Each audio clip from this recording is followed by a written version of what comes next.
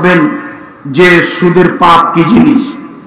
আল্লাহর নবী ফজরের সালাতের পরে সাহাবীগণকে বলতেন, তোমরা কি রাতে স্বপ্নে কিছু দেখেছ? সাহাবীগণ যদি বলতেন জি হ্যাঁ দেখেছি, তার আল্লাহর নবী স্বপ্নের তাবির করে দিতেন। একদা সকালে বললেন, সঙ্গী সাথী তোমরা স্বপ্নে কিছু দেখেছ? আমরা বললাম জি না, আমরা স্বপ্নে কিছু দেখিনি। আল্লাহর নবী বললেন, শোনো, আমি স্বপ্নে দেখলাম দুইজন লোক আসলো, এসে আমার দুই হাত ধরে বাইতুল মুকাদ্দাসের দিকে টেনে নিয়ে যেতে লাগলো। যেতে যেতে দেখি একটা লোক বসে আছে আর একটা লোক দাঁড়িয়ে আছে। যে লোকটা দাঁড়িয়ে আছে তার হাতে একটা লোহার বাঁকা লাঠি আছে। লোহার বাঁকা লাঠিটা তার মুখের ডান দিক দিয়ে ঢুকিয়ে একবারে ফেলে চিরে পিছন দিকে নিয়ে যাচ্ছে। আবার লাঠিটা বের করে মুখের বাম দিকে লাগাচ্ছে, চিরে পিছন দিকে নিয়ে যাচ্ছে। তো পিছন দিকে যেতে না যেতেই ডান দিক ঠিক হয়ে গেছে, আবার লাগাচ্ছে, আবার মুখটা চিরে দিচ্ছে। আমি বললাম একই দৃশ্য। তারা দুজন বললেন চলতে থাকেন। আমাকে কিছু বললেন না, আমি চলতে থাকলাম। যেতে যেতে দেখি একটা লোক চিত হয়ে শুয়ে আছে, পাশে একটা লোক দাঁড়িয়ে আছে, তার হাতে এরকম একটা বড় পাথর আছে। পাথর দিয়ে তার মাথার উপরে মারছে, মাথাটা ভেঙে চৌচির হয়ে যাচ্ছে, পাথরটা ছিটকে দূরে চলে যাচ্ছে। লোকটা পাথরটা আনতে না আনতেই মাথা ঠিক হয়ে যাচ্ছে, আবার মারছে, আবার ভেঙে যাচ্ছে। আমি বললাম একই দৃশ্য। তারা দুইজন বললেন চলতে থাকেন। আমি কিছু না বলে চলতে থাকলাম। আস্তে আস্তে দেখি একটা গর্ত, উপরের দিক সংকীর্ণ, নিচের দিক প্রশস্ত, তন্দুরি চুলার মতো ধাঁধা ধাঁধা করে আগুন জ্বলছে। দেখি মহিলা পুরুষ উলঙ্গ অবস্থায় জমা ধরে আছে, ধাঁধা ধাঁধা ধাঁধা উপরে চলে যাচ্ছে। যখন আগুনটা জোরে জ্বলছে, একটু কমলেই সব ভিতর দিকে চলে যাচ্ছে। দেখি পুরুষ এবং নারী উলঙ্গ হয়ে জমা ধরে আছে, আগুনে জ্বলছে। আমি বললাম ইন্না লিল্লাহ, একই দৃশ্য, তোমরা একটু বলো একই ঘটনা। তারা দুজন বললেন চলতে থাকেন। আমি কিছু না বলে চলতে থাকলাম। যেতে যেতে দেখি একটা রক্তের নদী, নদীতে পানি নেই, শুধু রক্ত আর রক্ত। পাশে একটা লোক দাঁড়িয়ে আছে, তার হাতে একটা পাথর আছে। নদীর মাঝামাঝিতে একটা লোক আছে। ওই লোকটা যতবার উঠার চেষ্টা করছে, পাশ থেকে পাথর মেরে তার মুখটাকে ভেঙে দিচ্ছে এবং রক্তের নদীর মাঝামাঝি করে দিচ্ছে। যতবার চেষ্টা করছে ততবার পাশ থেকে পাথর মেরে নদীর মাঝামাঝিতে করে দিচ্ছে। আমি বললাম একই দৃশ্য। তারা দুজন বললেন চলতে থাকেন। আমি কিছু না বলে চলতে থাকলাম। যেতে যেতে দেখি একটা সবুজ অনেক বড় বাগান, দেখি একটা অনেক বড় গাছ, গাছের পাশে একজন বৃদ্ধ মানুষ বসে আছেন, সামনে কতগুলি বাচ্চা ছেলে আছে। দেখি পাশে একটা লোক লোহার লাঠি হাতে নিয়ে আছে, আগুনকে উত্তেজিত করছে। দৃশ্য খুব জটিল। এরপরে ওরা দুজন আমাকে গাছের উপরে নিয়ে চলে গেল, একটা ঘরে ঢোকালো। এত সুন্দর ঘর আমার জীবনে কোনোদিন দেখিনি, অবাক দৃশ্যের ঘর। সেখানে যুবক আছে, যুবতী আছে, বাচ্চা ছেলে মেয়ে আছে, পুরুষ নারী আছে। তারা দুজন আমাকে বের করে নিল, বের করে নিয়ে উপরে নিয়ে গেল, আর একটা ঘরে ঢোকালো। আল্লাহুস সামাদ। পরের ঘরটা আগের ঘরের চেয়ে অনেক অনেক অনেক বেশি সুন্দর। সেখানে যুবক যুবতী নেই, সেখানে বাচ্চা ছেলে মেয়ে নেই, সেখানে মহিলা মানুষ নেই, আছে শুধু যুবক আর আছে বৃদ্ধ, আছে শুধু যুবক, আছে বৃদ্ধ। আমি বললাম এই শোনা, দীর্ঘ সময় ধরে যা কিছু দেখলাম বলে দাও। তারা দুজন বললেন জি হ্যাঁ, আপনাকে সব বলে দিব, আপনি শুনেন।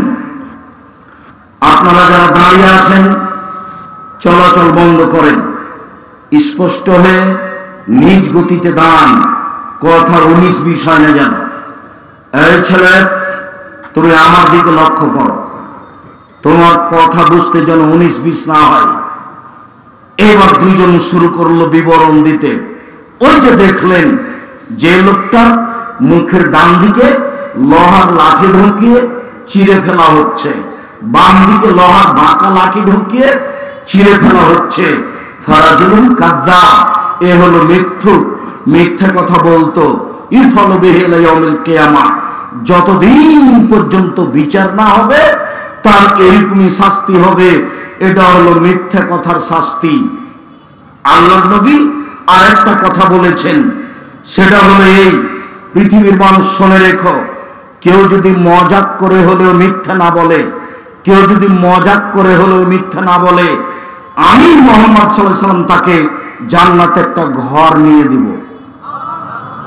মজাক করে হলেও যদি কেউ মিথ্যা না বলে, আমি মুহাম্মদ সাল্লাল্লাহু আলাইহি ওয়াসাল্লাম তাকে জান্নাতে একটা ঘর নিয়ে দিব। এই লোকটার শাস্তি হবে বিচারের দিন পর্যন্ত, পরে জাহান্নামও হতে পারে, জান্নাতও হতে পারে। তারপরে যে দেখলেন লোকটা চিত হয়ে শুয়ে রয়েছে, পাশ থেকে পাথর মেরে মাথাকে ভেঙে চৌচির করা হচ্ছে। ইনি হচ্ছেন মাওলানা মানুষ, আলেম মানুষ।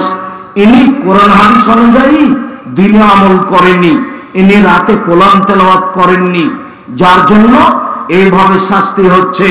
মাওলানা বড় বিপদে, মানুষে বুঝে না, মাওলানা জানে না, মাওলানা সাহেব বড় বিপদে। এই ছেলে শুনে রেখো, আলেম ওলামাকে সম্মান করতে হবে, এ কথাই ঠিক। কেন? আল্লাহর নবী বলেছেন ওরা হচ্ছে নবীদের উত্তরাধিকারী, ওরা খুব সম্মানী মানুষ, ওদের সম্মান করতে হবে, এ কথাই ঠিক। তবে আলেম দিয়ে জাহান্নাম উদ্বোধন হবে, এ কথাও ঠিক। মাওলানা সাহেব দিয়ে জাহান্নাম উদ্বোধন হবে, এ কথাও ঠিক। আল্লাহ নবী বলছেন, আমি একবার জিবরাইলের সাথে উপরে যাচ্ছি মেরাজে, যেতে যেতে দেখি অনেক মানুষ ওদের ঠোঁট এবং জিহ্বাকে আগুনের কেঁচি দিয়ে কেটে দেওয়া হচ্ছে। আমি বললাম, জিবরাইল, ইন্না লিল্লাহ, এ কি কথা? এরা কারা যাদের ঠোঁট এবং জিহ্বাকে আগুনের কেঁচি দিয়ে কেটে দেওয়া হচ্ছে? তখন জিবরাইল বলছেন, হাউলাই খুতুবুল উম্মাতিক, এরা হচ্ছে আপনার উম্মতের বক্তা। যারা বক্তৃতা করত, আমল করত না, তাদেরই এইরূপ ঠোঁট এবং জিহ্বাকে কেটে দেওয়া হচ্ছে। আল্লাহ নবী বলছেন, শোনো, মাওলানা সাহেবকে জাহান্নামে ফেলে দেওয়া হবে, তারপরে তার নাড়ি ভুঁড়ি বের হয়ে যাবে, ঝুলন্ত নাড়ি ভুঁড়ি নিয়ে ঘুরতে থাকবে। গরুর পায়ে ধান মারলে গরু যেমন ঘুরে, এটা কি দেখেছেন কোনদিন? গরুর পায়ে ধান মারলে গরু যেমন ঘুরে, মাওলানা সাহেব তার নাড়ি ভুঁড়ি নিয়ে জাহান্নামে এইভাবে ঘুরবে। জাহান্নামীরা জমা হয়ে বলবে, মালা, কি খবর হুজুর, আপনি কেন এখানে? আপনি তো আমাদের ভালো কথা বলতেন, মন্দ থেকে নিষেধ করতেন। তখন মাওলানা সাহেব বলবেন, কি করি, নিজে তো ভালো বলেছি, নিজে ভালো করিনি যে। এই কথা মুহাম্মদ সাল্লাল্লাহু আলাইহি সাল্লাম বলেন, হাদিস সব বুখারী মুসলিম। যার মাথাকে পাথর দিয়ে ফাটিয়ে চৌচির করে দেওয়া হচ্ছে, ইনি হচ্ছেন মাওলানা মানুষ। তারপরে যে দেখলেন গর্তের মধ্যে আগুন ধাঁধা ধাঁধা করে জ্বলে উপরে চলে যাচ্ছে, আবার নিচে নামছে, ওর ভিতরে পুরুষ নারী জমা হয়ে আছে, উলঙ্গ হয়ে আছে। এরা হলো ব্যভিচারনী, এরা জেনায় লিপ্ত ছিল, এই জন্য এর শাস্তি হচ্ছে। এই ছেলে শোনো, আরেকটা কথা শোনো। আল্লাহ নবী বলছেন, একদা জিবরাইল মিকাইল আমার দুই হাত ধরে আমাকে নিয়ে যাচ্ছে, হঠাৎ দেখি অনেক মানুষ ফুলে ফেঁপে উঁচা উঁচা হয়ে আছে, 30 ফুট 40 ফুট 100 ফুট উঁচা উঁচা হয়ে আছে, আর গন্ধে টিকা যায় না। মনে হচ্ছে যেন তারা গ্রামের টয়লেট, মনে হচ্ছে যেন তারা গণশৌচাগার, মনে হচ্ছে যেন তারা গ্রামের টয়লেট, মনে হচ্ছে যেন তারা গণশৌচাগার, গন্ধে টিকা যায় না। আমি বললাম, জিবরাইল, এরা কারা? তখন জিবরাইল বললেন, অহমুজ্জনাতা জাওয়ানি, এরা হলো ব্যভিচারনী, এরা হলো ব্যভিচারনী। আল্লাহ নবী বলেন, হাদিসে একটু দুর্বলতা আছে, যারা ব্যভিচার মহিলা ওদের লজ্জা স্থানের গন্ধে, যারা ব্যভিচার মহিলা ওদের লজ্জা স্থানের গন্ধে জাহান্নামীরা জাহান্নামে টিকতে পারবে না। নাউযুবিল্লাহি মিন যালিক, নাউযুবিল্লাহি মিন যালিক, আস্তাগফিরুল্লাহ ওয়া আতুবু ইলাইহি। এখান থেকে উঠার আগে যত